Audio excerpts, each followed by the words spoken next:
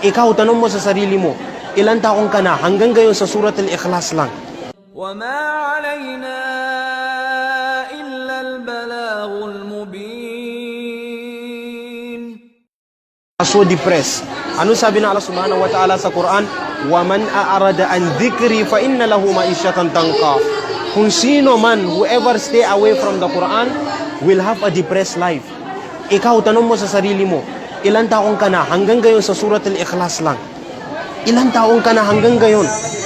Ito, alam nyo ba, yung Quran na to, sabi na Rasul sallallahu alaihi wasallam, ikra'ul Quran fa innahu ya'ti yawmal qiyamati shifaan li ashabihi.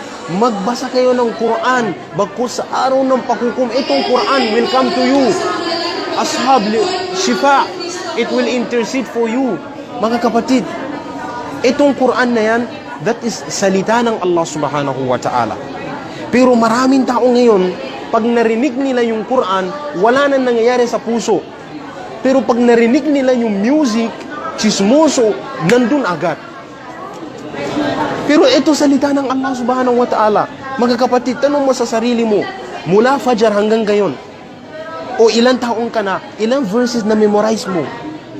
Ilang verses na memorize mo, mga kapatid? Sabi na Rasul sallallahu alaihi wasallam, khairukum man ta'allama al-Quran wa 'allama, the best of you. So kung gusto mo magiging the best sa mga tao, mag-aral ka ng Quran at turuan mo yung iba. Teach others. Kung gusto mo magiging the best. Habang, mga kapatid, etong Quran na yan, it will come to you. Marami sikreto in the Quran. Marami. Secret, alam nyo, sa Quran na yan, pag ikaw nasa libingan mo, nasa grave mo, isa sa sikreto ng Quran is Suratul Mulk. Ano meron sa libingan? Ano meron sa grave, sa kubur? It's dark. It's dark. Matakot tayo. Yung una that will come with the lights for you is Suratul Mulk.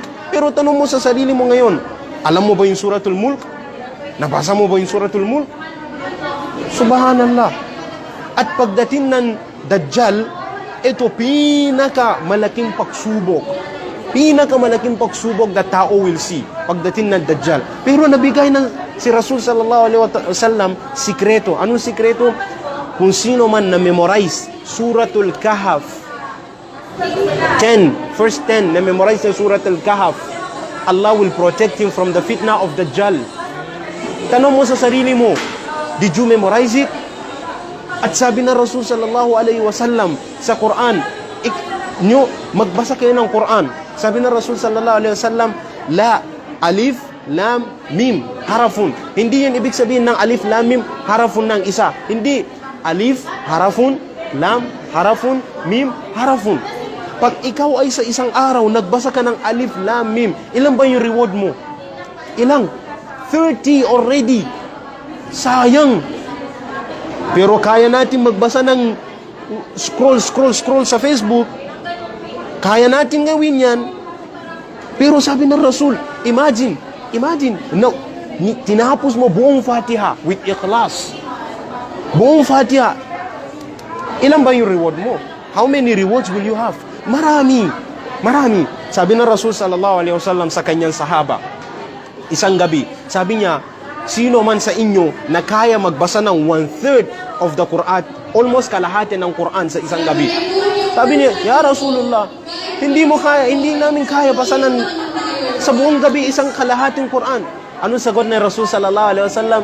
Mayroong sikreto. Anong sikreto na yan? Magbasa kayo na sahih hadith to. Sahih hadith. Tatlong basis Suratul Ikhlas. Anong Suratul Ikhlas? Qul huwallahu ahad. Subhanallah. Makukuha mo yung gantimpala as if you read 1/3 of the Quran. Tatlong basis. Subhanallah. So mga kapatid, aralin natin yung Quran. Balik tayo sa Quran. Kung gusto mo matagumpay sa itong mundo at hanggang sa kabilang buhay, balik mo sa Quran. Talaga, yun lang.